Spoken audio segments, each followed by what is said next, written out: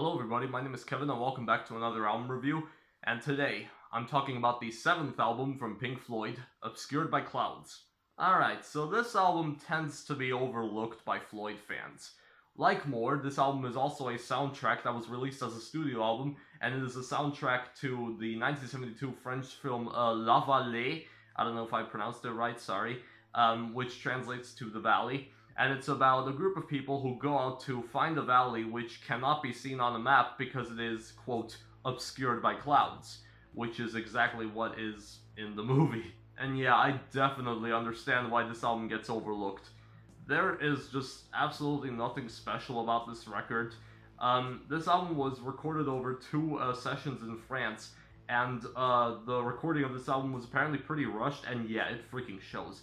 There's no track on here that breaks the 6-minute barrier. There's nothing all that special about the tracks. There's no track on here that, ranks among the greatest things that Pink Floyd have ever done. It's just a pretty inessential album. And this album was recorded while they were touring for the Dark Side of the Moon, so, yeah, you can tell that for most of the band this wasn't really a special effort, though Nick Mason did call it one of his favorite Floyd albums, so that's at least something. And there's some tracks on here, honestly, that, do not fit the movie at all. A lot of the tracks on here appear in the movie in, very random places, and some of them don't even have much to do with the movie at all. But yeah, let's get into that, shall we? The album starts with the title track, which is a pretty bombastic little piece to start us off, a nice little instrumental piece. Nick Mason plays electronic drums on it, the guitars are pretty heavy, I do really like this one. And then the second track, When You're In, is of similar nature, and it's pretty good, but I do have one huge problem with it, and that is that it has a very, very long fade-out outro. It's like 45 seconds long, and yeah, that kind of bothers me a bit, but other than that, it's a pretty good track. Burning Bridges is honestly kind of boring. It's about, I don't know, I guess starting a new life or something.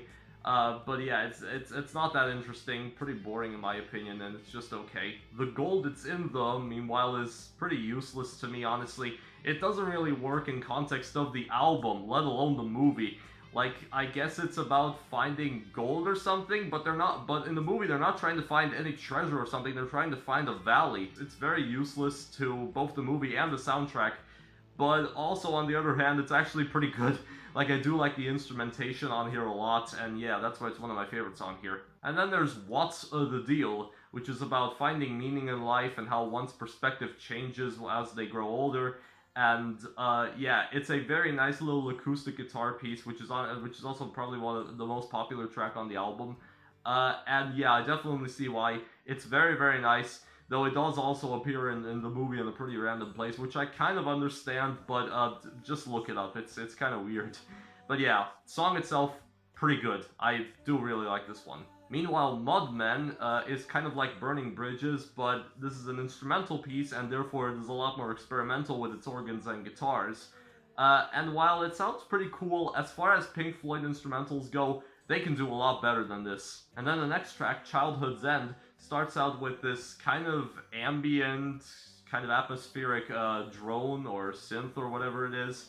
And then it goes into just another regular Pink Floyd song. But I do really like the organ in this one, I'll say that, and the lyrics are also pretty nice. And then there's Free 4, which is a pun on the old rock and roll tradition of starting off a track with 1, 2, 3, 4. But instead of 3, like T-H-R-E-E, it's F-R-E-E. So they kind of made a pun there. But honestly, the track is pretty upbeat, but it has very morbid lyrics, including a reference to when Waters' father died in World War II. So yeah, morbid lyrics, upbeat instrumentation, and the guitars at the end also sound pretty cool. Another one of my favorites from here. And then Stay is a Richard Wright written piece, which is similar to Summer 68 and not even close to as great as that one. I mean, this is good, but it's a bit different. It's about someone wanting a girl to spend the night with him, and then by the morning he can't even remember the girl's name. And as I said, this song isn't even close to as great as Summer 68. although it is pretty good, and honestly, it doesn't have a whole lot to do with the movie either. I mean, maybe just a tiny bit, but that's pretty much it. And finally, the album ends with Absolutely Curtains, the longest track on here at almost 6 minutes. And it is a pretty atmospheric little ambient piece with some cool sounding instrumentation. And then that instrumentation fades out, and the song ends with like a bunch of tribal singing by the tribe, which appears in the movie. And while I do think that this outro is interesting, and it's pretty interesting for the closing song, I don't know, the tribal singing can get kind of grating for me, and the ambient instrumentation, while it's good, it's nothing all that incredible.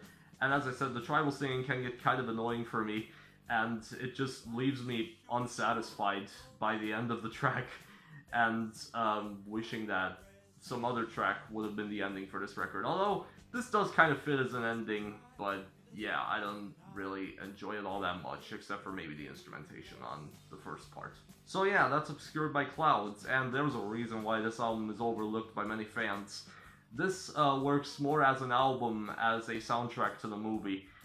There's a lot of songs out here which do not really fit the movie at all. Like, look up where Childhood's End comes up in the movie. Like, it's very strange. And this is probably the simplest Pink Floyd album that has ever been recorded.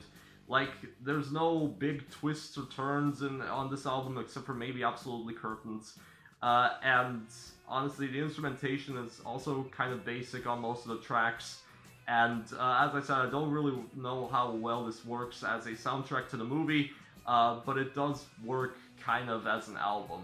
And yeah, it's a pretty inessential album, I would say, and though there are some good moments on here, it's not an incredible album, and honestly, if you would skip it, you wouldn't miss much. Although I still recommend listening to it once, but I wouldn't fault you if you would skip this one.